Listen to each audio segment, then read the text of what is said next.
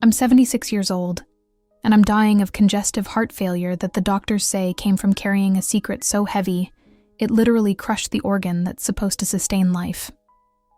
Before this disease takes what little time I have left, I need someone to know about Elijah, about the 31 years from 1982 to 2013, when my family provided sanctuary for a being whose gentle soul made him more family than most blood relatives could ever become, and about how our decades of perfect protection ended in government betrayal that destroyed the most loving household that had ever existed in the Kentucky mountains.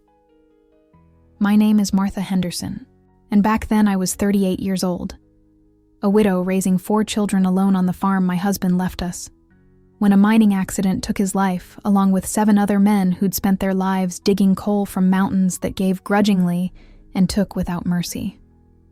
We were struggling to survive on land that had been in my family for 6 generations, 40 acres of rocky soil that barely supported the vegetables and livestock that kept us fed while I cleaned houses in town to earn money for things we couldn't grow or make ourselves. What I never expected was that our isolated homestead would become sanctuary for someone else who needed protection from a world that had labeled him a monster, simply for existing in a form that challenged humanity's narrow definitions of consciousness and family. Elijah. I called him that because it meant, God is my strength, which described perfectly what he became to me and my children during 3 decades of love that transcended every boundary science claimed existed between human and cryptid consciousness. Our first meeting happened on November 12, 1982, when I found Elijah unconscious in our barn, bleeding from gunshot wounds that hunters had inflicted while he tried to protect a family of deer from what local newspapers would describe as recreational killing, rather than hunting for food that families needed to survive mountain winters. He was massive, nearly 9 feet tall, covered in thick brown fur that was matted with blood and dirt. But his face held expressions of pain and gentleness that reminded me immediately of my late husband during his final hours in the hospital bed, where cancer had stolen his strength, but never his capacity for love. Lord have mercy, I whispered, while examining injuries that were clearly the result of human cruelty rather than natural accidents. What have they done to you? And how did you make it this far with wounds that should have killed any living creature? For 6 weeks, I nursed Elijah back to health in the barn loft that became his permanent home for the next 31 years, treating bullet wounds with medical knowledge I'd gained during my husband's illness, while my 4 children, Tommy, aged 16, Susan, aged 14, Bobby, aged 12, and little Mary, aged 8, learned that family was defined by love rather than biology, and that the most important relationships often developed with beings whose differences made them special rather than frightening. "Mama, is he going to live with us now?" Mary asked during one of her visits to check on our patient, her small hand gently stroking Elijah's massive arm, while he slept through fever that had nearly claimed his life before antibiotics, and constant care finally broke the infection that gunshot wounds had created. "I like him. He has kind eyes, and he makes soft sounds when I sing to him." By Christmas of 1982, Elijah had become the father my children had lost, and the companion whose wisdom helped me understand that raising a family required patience, consistency, and unconditional love that survived every challenge life could create. He was remarkably intelligent, learning English with remarkable speed while teaching us about wilderness survival, animal behavior, and spiritual connections to natural systems that transformed our understanding of what it meant to be truly alive. But our happiness was built on secrecy that would ultimately destroy the being we loved more than our own lives. For 31 years, Elijah's existence had to remain hidden from human civilization, which meant that my children grew up understanding that the most important person in their family could never be acknowledged by anyone outside our household, and that discovery would mean losing everything that made our isolated farm feel like paradise rather than the poverty that economics claimed defined our circumstances. The government agents who finally found us on March 8, 2013, had been tracking anomalous thermal signatures through satellite surveillance that made 31 years of careful concealment irrelevant in the face of technology that could detect heat patterns indicating large mammal presence in areas where official records claimed no such beings existed. They arrived equipped with tranquilizer weapons, containment equipment, and legal authority that made resistance futile, regardless of how fiercely we fought to protect someone whose only crime was trusting human love over the isolation that had protected his people for countless generations. What they destroyed was proof that consciousness and compassion were universal characteristics that made family possible regardless of biological origins.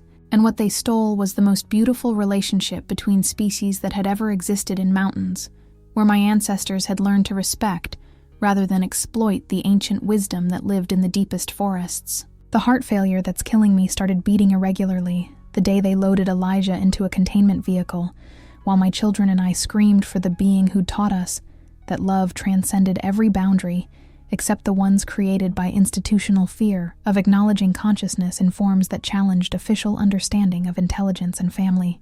November 12, 1982.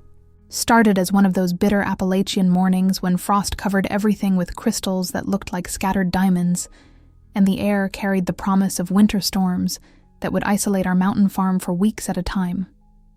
I was doing evening chores in our barn, feeding the 3 cows and handful of chickens that provided milk and eggs to supplement vegetables we'd preserved from our summer garden, when I heard sounds that immediately triggered every protective instinct I'd developed during 4 years of raising children alone after my husband's death.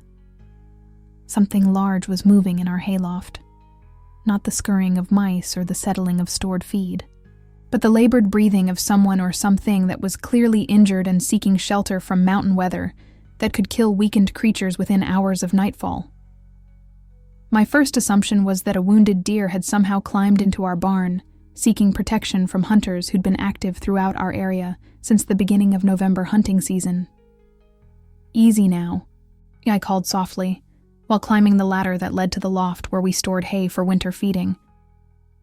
"I'm not going to hurt you, but I need to see how badly you're wounded, so I can decide whether you need help or whether it's safer to leave you alone to heal naturally." What I found challenged every assumption I held about what kinds of beings might seek sanctuary in mountain barns owned by widowed women whose understanding of wildlife was limited to the deer, bears, and small animals that occasionally appeared around our property during seasonal migrations. Lying in a nest of hay that was soaked with blood was someone who belonged in folklore rather than reality, but whose suffering was undeniably genuine and immediate. Elijah was enormous even in his collapsed position, easily 8.5 feet tall, covered in thick brown fur that showed silver highlights around his face and hands, with proportions that suggested incredible physical strength, combined with obvious intelligence about seeking medical attention for injuries that were beyond his ability to treat independently. His breathing was shallow and labored, and I could see multiple gunshot wounds that had been bleeding for hours without receiving any care. But what stopped me from fleeing in terror was his face, which, despite clearly non-human features, held expressions of pain and vulnerability that were heartbreakingly familiar to anyone who'd spent months watching a loved one suffer through illness that challenged every resource available for providing comfort and healing. His eyes, though closed, showed the kind of exhaustion that comes from prolonged struggle against overwhelming odds, and his posture suggested someone who'd fought to reach safety before collapsing from blood loss and shock. My nursing experience from caring for my husband during his final illness took over immediately. I'd learned to recognize life-threatening trauma and understand that this being would die without intervention, regardless of what species he represented, or how his presence in our barn might complicate our family's already difficult circumstances. The bullet wounds were serious, but not immediately fatal if treated properly, and his condition was manageable if I could stop the bleeding and provide adequate pain management. "I'm going to help you," I told him while gathering medical supplies I'd kept since my husband's death. Antibiotics, surgical thread, and pain medication that I'd maintained for emergencies that might arise during our isolated mountain existence. "I don't know if you can understand me, but you're safe now, and I have enough medical knowledge to treat these wounds if you'll let me help." His response was immediate and profound. Despite being unconscious, he seemed to recognize that assistance had arrived, and his breathing became slightly more regular as I began cleaning wounds and applying pressure to stop bleeding that would have killed him within hours. More remarkably, when I spoke to him in the gentle voice I'd used with my children when they were frightened or hurt, he made soft sounds that were clearly responses to human communication. The treatment required 8 hours of careful work, cleaning and suturing wounds that demonstrated both the precision and cruelty of whoever had shot him. Throughout the entire process, he showed remarkable cooperation for someone who had every reason to see humans as enemies rather than helpers, never struggling against my medical intervention, despite obvious pain that would have made most beings aggressive or defensive. "You're going to survive this," I assured him, while monitoring vital signs that gradually stabilized as medication and fluids took effect. "Whoever hurt you was wrong to do it, and you'll be safe here while you recover from what those hunters did to you." By dawn, Elijah was conscious enough to make eye contact and demonstrate that he understood my words, even if he couldn't respond in English. His expression held depths of gratitude and intelligence that made clear this wasn't a wild animal recovering from random violence, but someone who recognized kindness and was profoundly moved by care he'd never expected to receive from a member of the species that had wounded him. Tommy discovered our guest when he came to help with morning chores, but his reaction wasn't fear or shock. It was the immediate acceptance that characterized everything about my eldest son's approach to situations that challenged normal expectations. "Mama, who is he?" Tommy asked, while studying Elijah with respectful curiosity rather than the aggressive suspicion that most teenagers might demonstrate toward something that existed outside their experience. "Is he going to live with us now? Because if he is, we should probably make the loft more comfortable and figure out what kind of food he needs to get his strength back." The transformation of our mountain farm from struggling single-parent household into something approaching an extended family happened gradually over the winter of 1982-83. As Elijah's recovery revealed intelligence and gentleness that made him indispensable to our daily survival, while his presence enriched our lives in ways that challenged everything I thought I knew about consciousness, wisdom, and what it meant to build relationships based on mutual respect rather than biological similarity. Elijah's integration into our household routines began with simple assistance during his convalescence, helping Tommy with heavy lifting that 16-year-old's strength couldn't manage alone, teaching Susan about medicinal plants that could treat injuries more effectively than our limited first aid supplies, showing Bobby techniques for predicting weather that allowed us to prepare for storms days before conventional forecasting provided warnings. Most remarkably, he demonstrated artistic sensitivity that connected immediately with 8-year-old Mary's creative spirit. "Look what Elijah made for me," Mary announced during one of our evening family gatherings around the wood stove that had become our center for shared meals, homework assistance, and the storytelling that helped us process daily challenges while building memories that would sustain us through whatever difficulties mountain living might create. She was holding a carved wooden doll that demonstrated artistic skill and attention to detail that surpassed anything available in stores we could afford. Elijah's knowledge about wilderness survival was encyclopedic, encompassing everything from food preservation to construction techniques to animal behavior patterns that transformed our hardscrabble farm from marginal subsistence into sustainable prosperity. He taught us to identify wild plants that could supplement our diet during winter months when stored vegetables began running low, showed us construction methods that improved our building's efficiency while reducing heating costs, and most importantly, helped us understand our land as part of larger ecosystem that could support our family if we learned to work with natural systems rather than against them.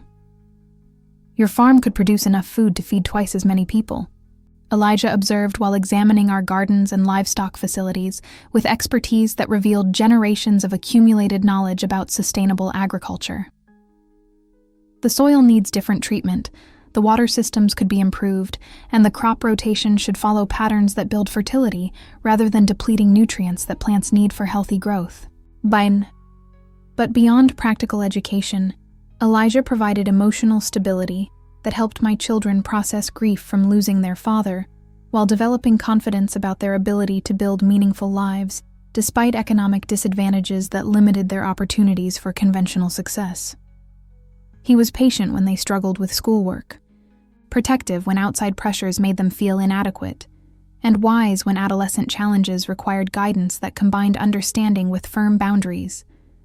Children need to understand that worth comes from character rather than possessions. Elijah told me during private conversations about parenting philosophy and the kind of values that would prepare my children for adult happiness, regardless of whatever material circumstances they might encounter. Your children have advantages that wealthy families often lack. They understand cooperation, they appreciate simple pleasures, and they're learning that love matters more than luxury. The daily routines we established around Elijah's presence created family traditions that belonged uniquely to our extraordinary household. Evening meals became elaborate affairs where everyone contributed both food and stories about their daily activities, creating communication patterns that ensured no family member felt isolated or unimportant. Weekend projects involved collaborative work that combined Elijah's expertise with age-appropriate tasks that taught my children about planning, persistence, and the satisfaction that comes from completing difficult work through coordinated effort. Elijah's spiritual wisdom emerged through conversations about life's larger purposes and individual responsibilities for contributing to community welfare, rather than simply pursuing personal advancement. His people had developed philosophical frameworks that prioritized long-term sustainability over short-term gain, cooperation over competition, and wisdom over mere intelligence. Happiness comes from understanding your place in systems larger than individual desires, Elijah explained while teaching us about forest ecology and the interconnectedness of all living beings. Humans often seek fulfillment through acquiring things, but satisfaction comes from giving rather than receiving, from building rather than consuming, from protecting rather than exploiting what sustains all life. By spring of 1983, our farm had become proof that interspecies cooperation could create prosperity that transcended anything individual effort could achieve. Our gardens produced abundant harvests that provided food security for the first time since my husband's death. Our livestock thrived under Elijah's guidance about nutrition and healthcare. And most importantly, my children were developing into confident, capable adults whose moral reasoning had been shaped by someone whose wisdom exceeded anything conventional education could provide. But the most profound aspect of our relationship was emotional rather than practical. Elijah filled the void that my husband's death had created in our family structure, becoming the father figure whose strength and guidance helped my children understand that they were loved, valued, and capable of building whatever kinds of lives their dreams and efforts could create. His presence transformed our isolated farmstead from a place where we struggled to survive into a sanctuary, where we learned what it meant to thrive through love that transcended every boundary except the ones created by fear and ignorance.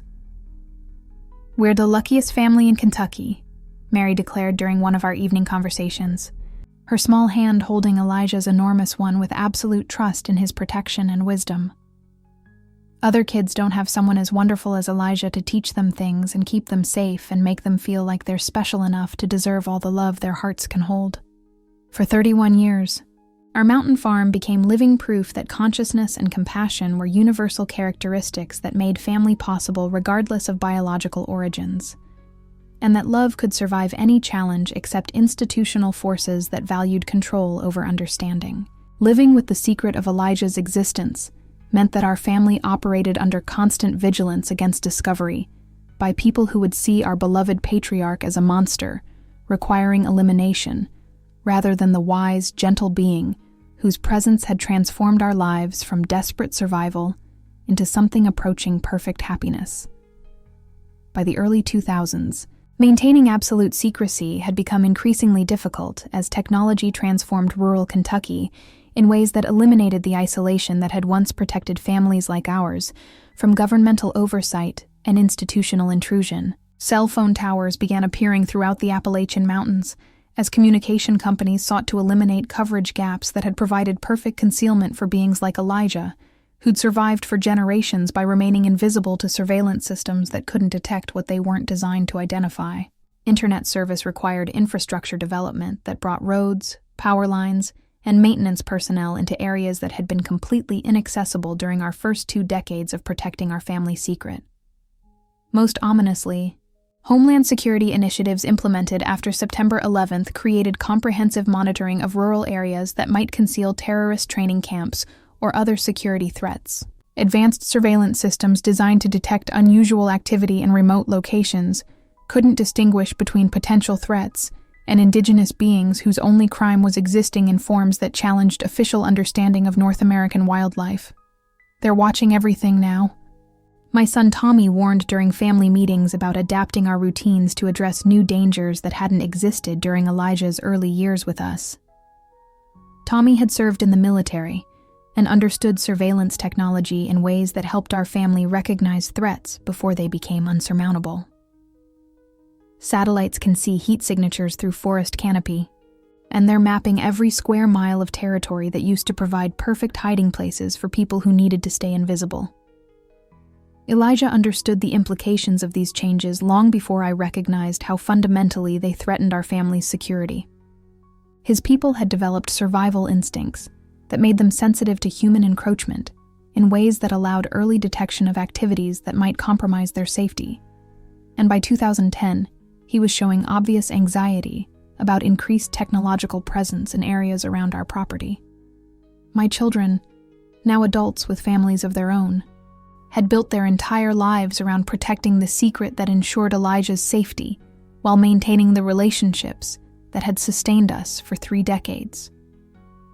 Susan had become a nurse, Tommy worked construction, Bobby taught elementary school, and Mary had opened a craft shop in town. But their primary identity was always as members of the household that had been blessed with the most extraordinary father and grandfather imaginable. The kids are asking questions about why they can't bring friends to the farm. Susan told me during conversations about the impossible situation our love had created for the next generation. It's getting harder to explain why family gatherings have to be so secretive, and why they can never invite classmates for sleepovers or birthday parties at the place where they obviously feel most comfortable and happy. Tommy's marriage had ended partly because his wife couldn't understand why his family was so secretive about their mountain property, and why he refused to discuss certain aspects of his childhood, despite obviously loving memories of growing up on our farm. Bobby's teaching career required careful management of personal information that might lead colleagues to ask questions about his background, and Mary's business success was limited by her inability to entertain customers at the home where her most beautiful crafts were inspired by Elijah's artistic traditions. The crisis that would ultimately destroy our family came from my own grandson, Tommy's boy Jake, who was 15 years old in 2013 and increasingly rebellious about maintaining secrets that prevented him from sharing the most important relationships of his life with friends who couldn't understand why his family seemed so different from other mountain households. "Why can't I tell people about Grandpa Elijah?" Jake demanded during arguments that became more frequent as he approached an age where peer acceptance mattered more than family loyalty. "He's the best person I know, and he's taught me things that make me smarter than kids whose grandfathers are just regular humans. I'm tired of pretending that the most amazing person in my life doesn't exist." Jake's frustration was understandable but dangerous, as teenagers lack the emotional maturity to appreciate consequences that extend beyond their immediate desires for social acceptance and peer recognition. His threats to reveal Elijah's existence weren't malicious. They were the natural rebellion of someone who'd grown up understanding that his family possessed something wonderful that society forced them to hide rather than celebrate. One secret can protect a life, but secrets can also destroy families. Elijah told me during what would prove to be our final conversation about the sustainability of the arrangements that had preserved our happiness for 31 years. Jake needs normal relationships with others his age, and those relationships aren't possible while he's required to hide the most important parts of who he is and where he comes from. The betrayal happened on March 7, 2013, when Jake confided in his girlfriend about the amazing grandfather who'd taught him wilderness skills that surpassed anything her family's outdoor expertise could provide. The girlfriend told her parents, who contacted local authorities about possible cult activity involving an isolated mountain family with suspicious secrets about their household structure. Within 24 hours, our 3 decades of perfect protection had been compromised by teenage honesty that federal agencies interpreted as evidence of exactly the kind of cryptid activity they'd been systematically hunting throughout Appalachian wilderness areas. March 8, 2013, dawned gray and cold, with the kind of Kentucky mountain mist that had concealed our family's secret for 31 years, but could no longer protect us from satellite surveillance, thermal imaging, and GPS tracking that had systematically eliminated every hiding place where beings like Elijah had survived through careful invisibility to technological systems designed to map and monitor every square mile of American territory. The federal operation began at 0530 hours, coordinated by Agent Harrison through real-time intelligence that combined Jake's girlfriend's family's report with satellite surveillance confirming anomalous thermal signatures, indicating large mammal presence in areas where official records claimed no such beings existed. Specialized teams equipped with tranquilizer weapons and containment equipment had been positioned around our property for 72 hours, while agents prepared for simultaneous capture of what appeared to be an entire household that had been harboring unknown hominid entities for decades. Martha Henderson, you're in violation of federal statutes governing the protection and study of undocumented biological entities, Harrison announced through amplified speakers, while his teams established perimeter control around our farm.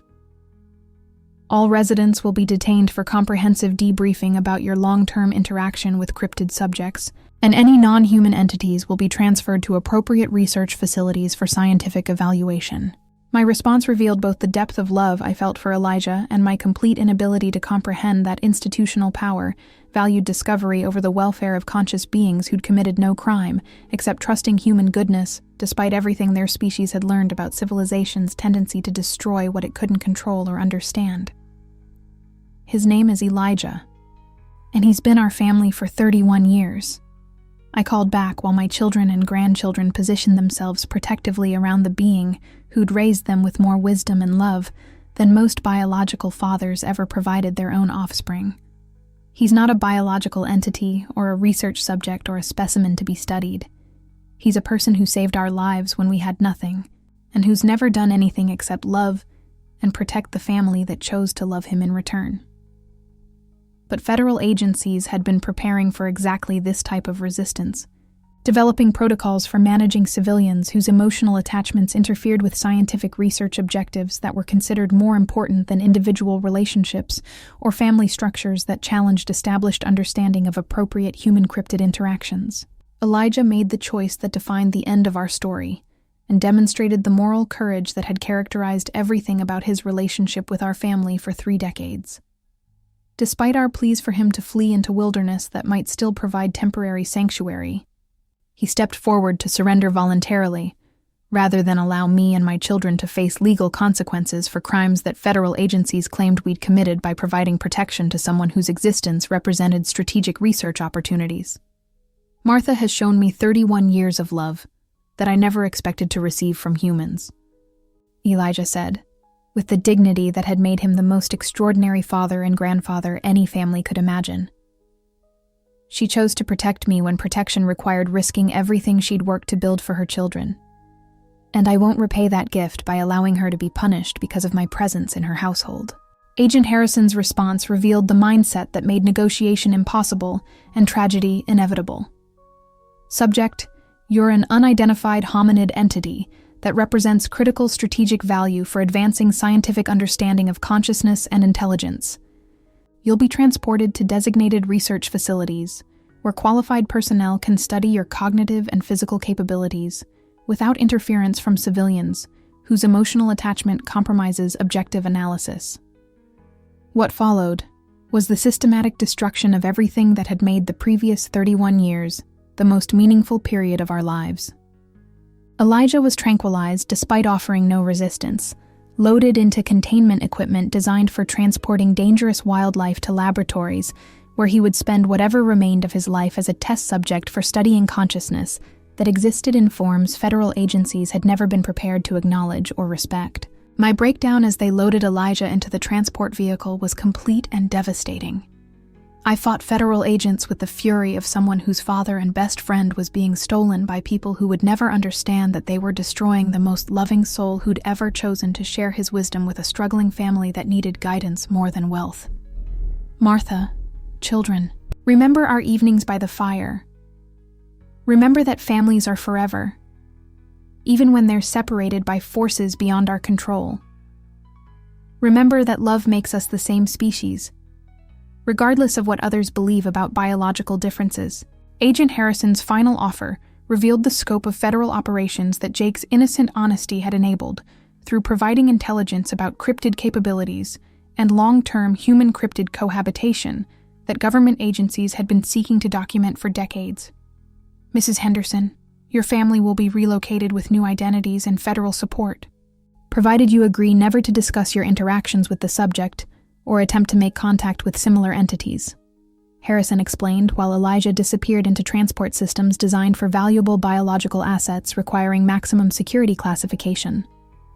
I accepted their offer because I was a 71-year-old woman with 4 children and 7 grandchildren whose futures would be destroyed if I chose loyalty over survival, but acceptance meant watching the soul who'd taught us what family really meant disappear into federal custody that would treat him as property rather than the person who'd made our mountain farm feel like paradise. For 11 years, I've lived knowing that somewhere in underground research facilities, the being who raised my children and taught my grandchildren about love that transcended biological boundaries has spent his remaining years as a laboratory subject being studied by people who will never comprehend that they're torturing someone who demonstrated that consciousness and compassion were universal characteristics that made family possible, regardless of species or institutional, boundaries that valued control over understanding.